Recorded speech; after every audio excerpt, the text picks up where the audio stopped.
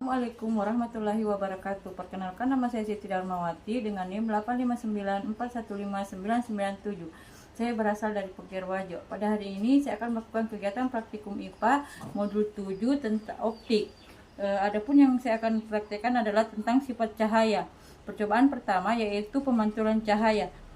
Pun alat dan bahan yang akan saya gunakan yaitu pertama ada lilin, ada kertas putih, ada korek api, ada lensa cekung. Yang saya gunakan adalah sendok sayur, lensa cembung, ada saya gunakan kacamata, kemudian cermin datar dan sisir. Sekarang kita akan melakukan praktikum tentang pemantulan cahaya pada cermin datar. Pada cermin datar, cahaya yang terjadi secara teratur karena permukaannya rata dan licin, sehingga sinar datang dipantulkan dengan sudut pantul sama dengan sudut datang sesuai hukum Snellius. Sinar datang garis normal tegak lurus pada titik pantul, dan sinar pantul terletak pada suatu bidang datar. Jika sinar datang tegak lurus, cermin sinar pantul akan kembali ke arah yang sama. Sifat bayangan yang terbentuk adalah bersifat maya, terlihat di cermin, tegak, arah sama dengan benda, sama besar dengan benda asli, dan jaraknya dari cermin sama dengan jarak benda dari cermin.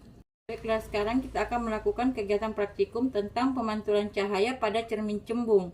Cermin cembung yang merupakan permukaannya melengkung keluar seperti bagian belakang bola, bersifat divergen karena menyebarkan sinar cahaya yang datang sesuai hukum Snellius. Sudut datang sama dengan sudut pantul dan ketiganya terletak pada satu bidang. Titik fokus F berada di belakang cermin dengan jarak fokus F bernilai negatif serta jari-jari kelengkungan juga negatif. Sinar istimewa, sinar datang sejajar sumber utama, dipantulkan seolah-olah berasal dari titik fokus F. Sedangkan sinar datang menuju titik fokus F dipantulkan sejajar sumbu utama. Kemudian sifat bayangan ini adalah selalu maya, terbentuk di belakang cermin, tegak dan diperkecil terlepas dari posisi benda. Semakin jauh akan semakin kecil.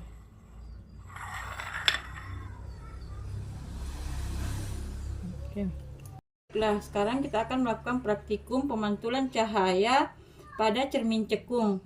Pemantulan cahaya pada cermin cekung terjadi ketika sinar cahaya mengenai permukaan cermin yang melengkung ke dalam cekungan. Cermin cekung bersifat konvergen karena sifat-sifat sinar-sinar pantulan yang datang sejajar sumbu utama akan dikumpulkan pada satu titik yang disebut titik fokus F di depan cermin.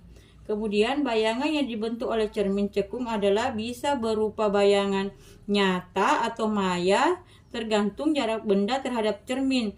Jika benda jauh dari cermin, bayangannya nyata, terbalik, dan diperkecil akan terbentuk. Jika benda dekat cermin, di antara cermin dan titik fokus, bayangan maya, tegak, dan diperbesar terbentuk. Percobaan pemantulan cahaya pada cermin datar, cekung, dan cembung adalah percobaan pemantulan cahaya pada ketiga jenis cermin menunjukkan perbedaan sifat optik berdasarkan bentuk permukaan. Cermin datar menghasilkan bayangan maya, tegak, sama besar.